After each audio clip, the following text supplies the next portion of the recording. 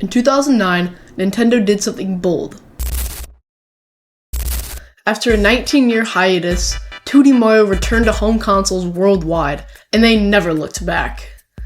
Since its release, New Super Mario Bros. Wii has sold over 30 million copies, shaped countless childhoods, and continues to be revisited for its chaotic multiplayer, iconic level design, and that unforgettable propeller suit.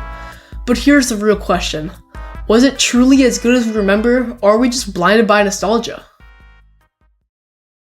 Chapter 1. Origins of a Comeback. To understand how this side-scrolling revival became a global phenomenon, we need to rewind the clock, back to a time when 2D Mario was fading and Nintendo was about to make a game-changing move. The year is 2004, and the Nintendo DS just hit the shelves. With its dual screens, touchscreen interface, and a clamshell design, the DS felt like a futuristic leap, a bold experiment in handheld gaming. Initially met with skepticism, it quickly proved itself, becoming a global sensation and eventually the best-selling handheld console of all time. Just 2 years later, in 2006, Nintendo dropped a bombshell: New Super Mario Bros. For the DS. It was the first traditional 2D Mario platformer in over a decade, and it hit like a fireball.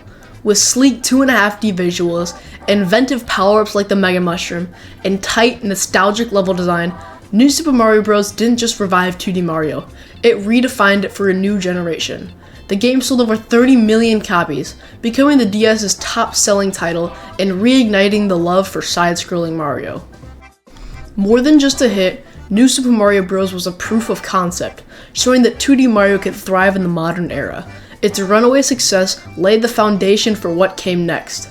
A chaotic multiplayer-powered sequel that would bring the franchise back to living rooms everywhere. Chapter 2. The Wii Era. Lightning in a Bottle. The year is 2009. Motion controls are everywhere. Living rooms are war zones, and the Wii is dominating the console market like no one saw coming. Nintendo's little white box had already shattered expectations, outselling the Xbox 360 and the PS3 by millions. And it did it by just being different, accessible, family-friendly, and just plain fun. Enter New Super Mario Bros. Wii.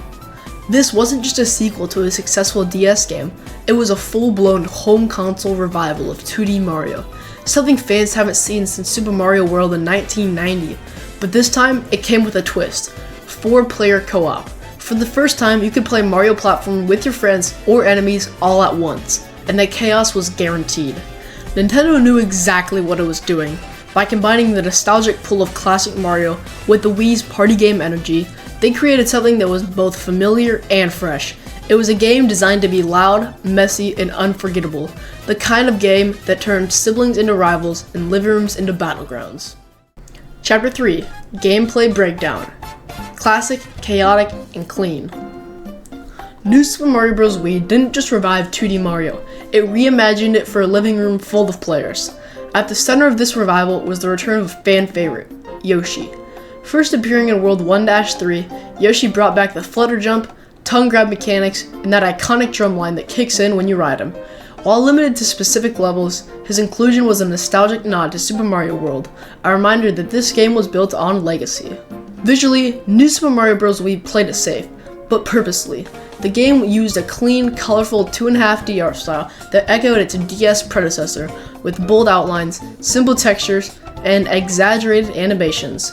Each world has a distinct biome: grassy plains, desert dunes, icy caverns, volcanic chaos, and even a haunted forest. While not as experimental as Galaxy World, the environments were designed for clarity and chaos, readable at a glance, even with 4 players bouncing around. The game introduced 2 standout power-ups. Propeller Mushroom, a vertical launch tool that lets players rocket upward and hover briefly, perfect for escaping danger or cheesing secrets.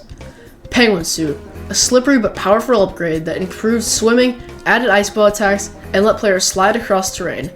These joined classics like the Fire Flower and the Ice Flower, creating a toolkit that encouraged experimentation and sabotage in multiplayer. Levels are short, punchy, and packed with secrets. Hidden exits, star coins, and time challenges rewarded exploration and also punished reckless co-op. Platforms moved, enemies stacked, and timing mattered.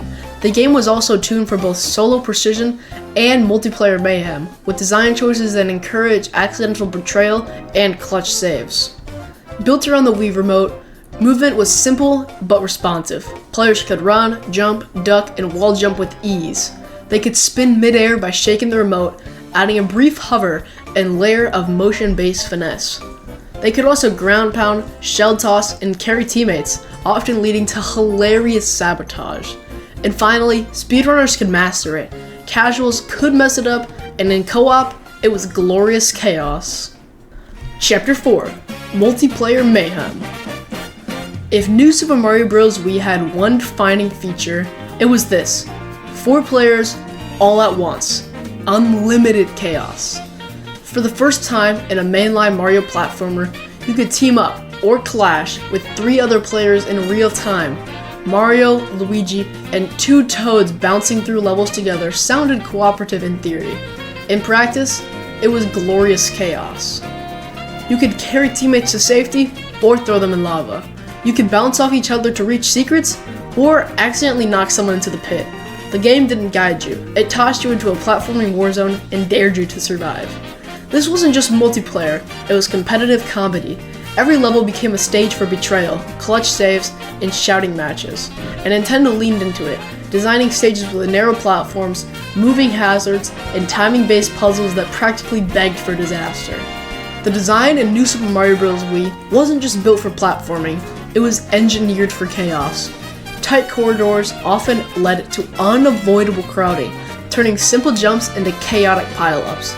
Moving platforms demanded coordination, but often rewarded ruthless solo play as players raced ahead or left teammates behind.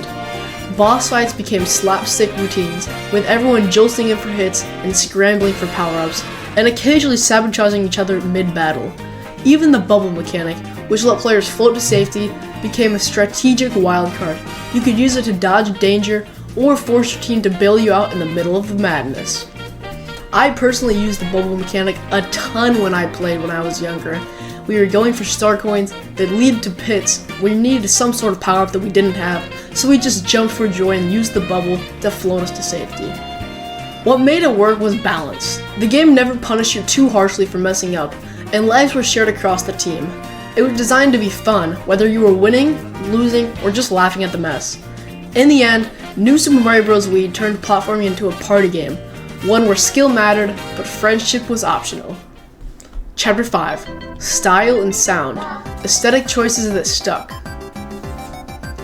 New Super Mario Bros. Wii didn't try to reinvent Mario's look, it refined it. The game's 2.5D art style was clean, colorful, and instantly readable, especially in the chaos of 4-player co-op. It wasn't as experimental as Galaxy or as textured as World, but that simplicity was intentional. Every platform, enemy, and power-up pops off the screen with clarity, designed for function over flair. Each world followed classic Mario biomes: grassy plains, scorching deserts, icy caverns, haunted forests, and volcanic chaos. While familiar, these environments were distinct enough to keep the adventure feeling fresh, with subtle visual cues that helped players navigate even the most chaotic stages. The animation leaned into exaggeration. Characters bounced, flailed, and reacted with cartoonish flair, perfect for a game where timing and collisions were everything. Even when the UI was minimalistic, built for quick access and multiplayer flow with snappy transitions and bold icons. Then, there was the music. For anyone who played the game, instantly recognizable to this day. The songs were catchy, upbeat, and depending on who you asked, either charming or annoying. The infamous vocals synced to enemy movements and became a meme in their own right.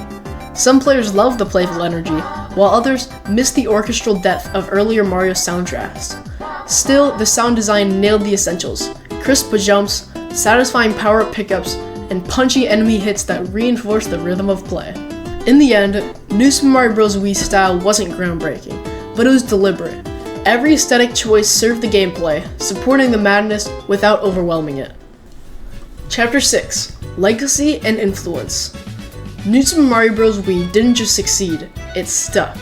Its impact rippled across Nintendo's future titles, design philosophy, and even the fan community.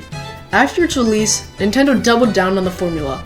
In 2012, New Super Mario Bros. 2 launched on the 3DS, followed closely by New Super Mario Bros. U on the Wii U.